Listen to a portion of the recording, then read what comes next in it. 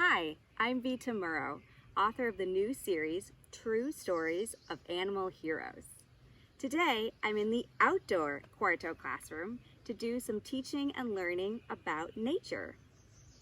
When I use the word nature, I'm thinking about the parts of our world that are not made by people. Things like plants, wildlife, listening for some animals, rocks, I think there's some behind me, bodies of water, which I can also see.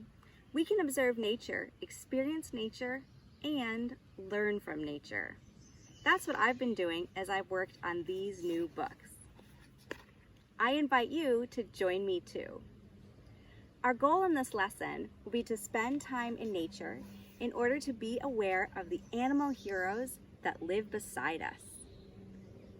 We can do this by observing animals in nature, experiencing animals in nature, and discovering something we didn't know before about the animals that live near us. I can hear some now. Can you hear those birds? I've put together a handy bingo sheet. It looks like this. You can print one off or get one from your teacher or your grown-up, and this is so you can keep track of your observations, experiences, and learning.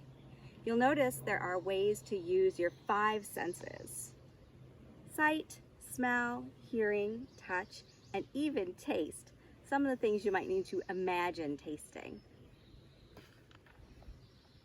And of course, there's many opportunities to get bingo across, down, or diagonal.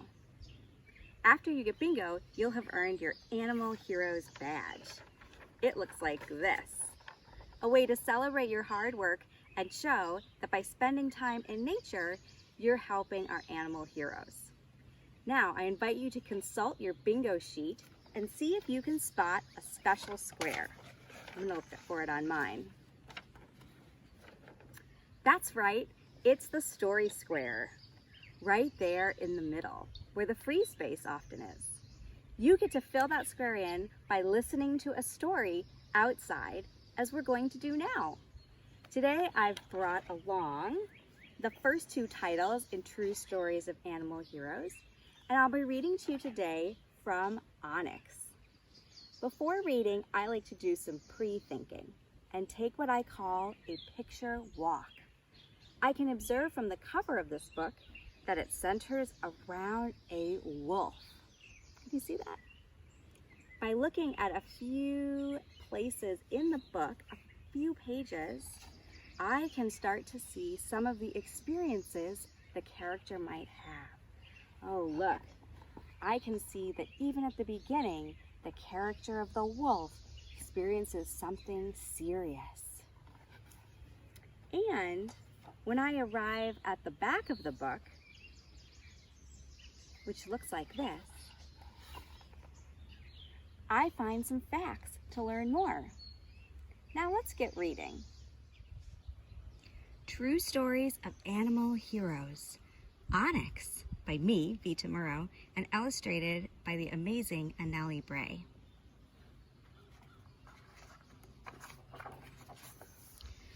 For 70 long years, the mountains of Yellowstone were empty of wolves. The plants and animals were out of balance without them, until one day they made a triumphant return. Every ridge was soon protected by its own pack.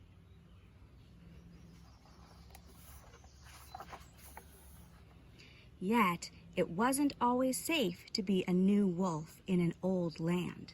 Some humans didn't like their presence. In one wolf family, hunters stole the father away in the night, leaving the mother and her pups alone.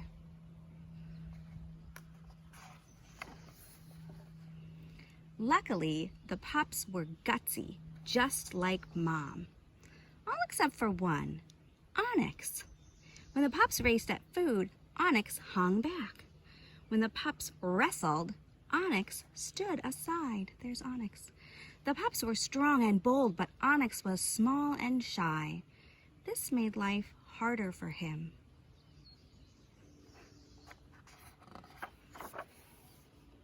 But it also meant that when the time came for Onyx to go out into the world, he took with him a special way of thinking.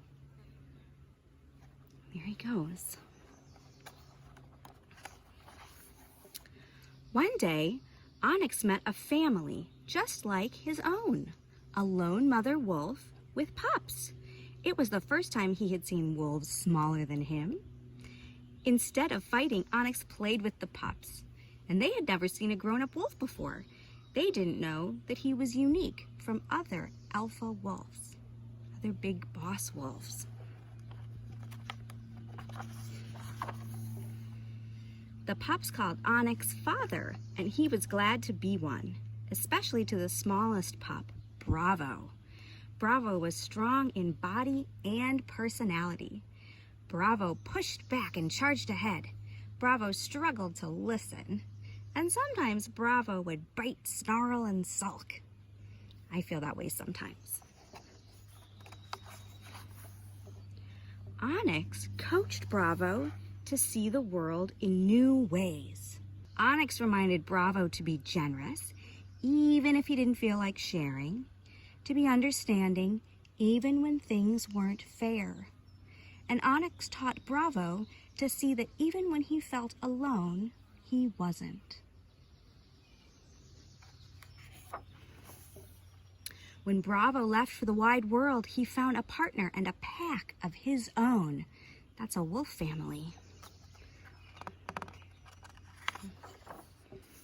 As happens in every great wolf's life, the time came for Bravo to show himself to be a leader. He was responsible for his own territory, and he was expected to attack any wolf who crossed his ridge. One day an old wolf approached, and Bravo readied for an attack. Here's Bravo. Here's someone coming. But as the wolf came closer, Bravo saw it was his father, Onyx, and he didn't know what to do. He planned to snarl and growl, attack and defend, but with the eyes of Onyx upon him, Bravo remembered his father's special way of thinking. Bravo bowed his head low. His long nose brushed the ground. It was a gesture of honor that told everyone there was a new way to rule, not through force, but with respect. Onyx passed freely. In time, this new way of thinking passed on to all the wolves in the pack, and Bravo's Ridge was a place for any wolf who dared to be different. Look at all those happy wolves. Did you know this book is based on the real-life story of wolves in the northern mountains of Yellowstone Park? Yellowstone is a national park in the western United States. In 1926, human use of the land caused the wolves to disappear. Fortunately, in 1995, human helpers brought 41 wolves from Canada to start a new life in the park. The wolves helped increase the movement and population of many animals, willow trees, and other plants. The sound of howling returned once more. One of the wolves from this project was Wolf 8, who we named Onyx for this book.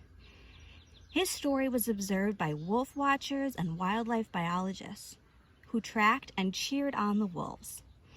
They followed Wolf 8 as he grew up and found a family. Then, too, the youngest of his pups, Wolf 21, or Bravo, as we called him in our story, grew up to be a leader who broke the mold or began a new legacy. You can help ensure wolves stay a part of nature's balance by learning about and supporting wolf projects and the endangered species laws that protect animals and nature.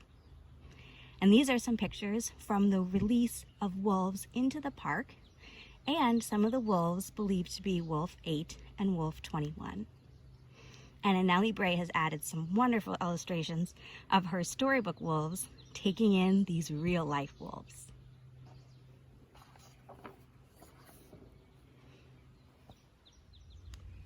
Thank you for listening to Onyx from True Stories of Animal Heroes. And I hope you enjoyed the amazing artwork by Anneli Bray, who is the illustrator of this book. go ahead and fill in that central square on your bingo sheet. And next time you're outdoors in nature, bring this card along and fill in the squares as you make observations, have experiences, and learn new things. And don't forget that when you're finished, to go ahead and color in your Animal Heroes badge. I can't wait to see yours. Thank you for joining me today in the Quarto classroom outside. You can purchase True Stories of Animal Heroes, Fluffles, and Onyx wherever books are sold, or ask for them at your library. And please share your bingo cards and decorated badges with me on social media by tagging @Vita Murrow and #Quarto Classroom.